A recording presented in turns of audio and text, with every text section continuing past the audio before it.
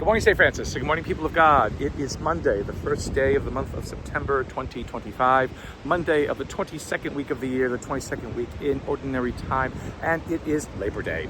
So happy Labor Day to everybody. Our last holiday of the summer, although it is not the end of summer, it is kind of like the end of summer for most people. Anyway, so here again in New Jersey, Long Beach Island, Beach Haven, having done masses this past weekend for the friars here on the island in New Jersey. So one more day just to kind of hang out, and it's low tide right now, so it's kind of nice. It's a beautiful little sunrise here with some clouds and things like that. So we'll see what happens the rest of the day. Our readings for this Monday of the 22nd week of the year. First Thessalonians continues.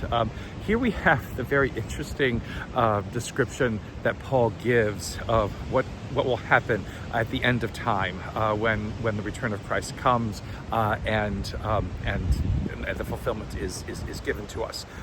It is interesting that there is no talk of a judgment at this point in his imagining of what this is going to be like, but it is a resurrection first of the dead, and then everybody else who has been waiting around at that time or who happens to be alive at that time will be caught up together in the clouds and in the air and be with Christ again forever and ever. So again, it's this fanciful kind of thing. It kind of can go in weird ways with some more of our evangelical brothers and sisters, who talk about those who are raised in a rapture or whatever it is, and then those who are kind of left behind.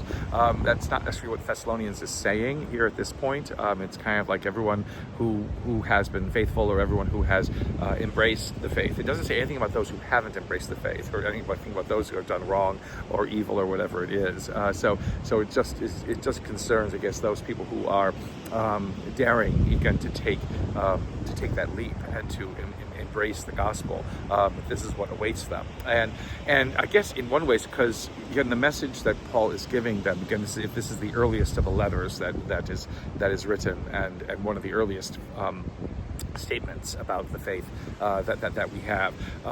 It's trying to explain it so that it makes some sense. Again, talking about everlasting life, never dying or whatever it is, and yet people are dying, and what does this mean? They were believers and yet they died, and so Paul has to kind of explain this.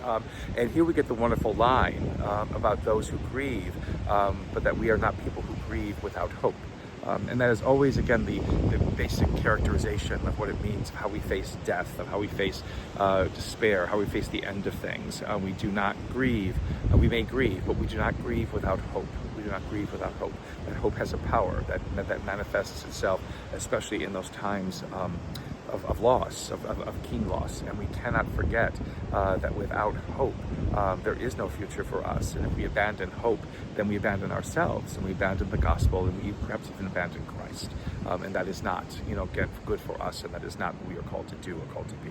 So to remember that, especially again as we move through our life and we experience both the ups and downs that life has to give us. We may grieve at times, but we never grieve without hope.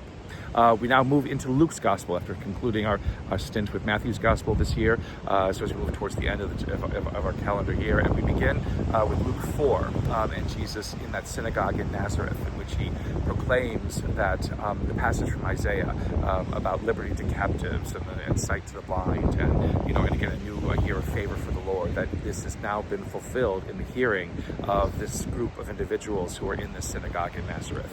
And everyone thinks highly of him, and everyone's just amazed by him, but then somebody says, "Is this the son of the carpenter?" And then Jesus goes off.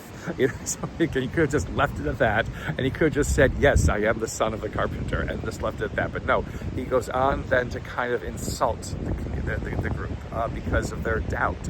Again, there was the doubt among some of them, or whether or not they just think that, oh, this man is just speaking nice words, and isn't this just great? And he probably just came upon this, by whatever it was, and he's going to go back to being a carpenter. And so, again, he speaks about basically the prophet being without honor, particularly within his own, among his own kin, among his own people, and then how God has appeared to non-Jews and given them greater goods than sometimes is given to the Jews themselves, and this infuriates all of them. And how dare he speak this way? They want to kill him, and he walks through their midst. So It's interesting that in Luke's gospel, the immediacy with which Jesus comes to bring a wonderful proclamation of good news, but then turns it over into animosity, and this begins again to build again and again and again. Is Jesus at fault for this? Kind of is weird, maybe a little bit. It's kind of strange, but the whole idea is, again, like those who refuse immediately to understand there may be something different here. They try to dismiss it by saying, isn't this the son of the carpenter? And because in so many times for us, again, we take what is good and what is wonderful happening to us, and then we throw a doubt upon it, or we throw a negative upon it, or we just try to dismiss it as being, a twist of fate or whatever it is.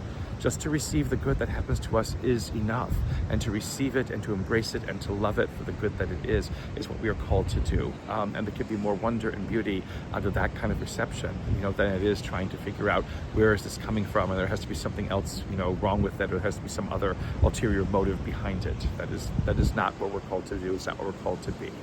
So, blessed day, St. Francis and people of God, a blessed Labor Day. May the Lord give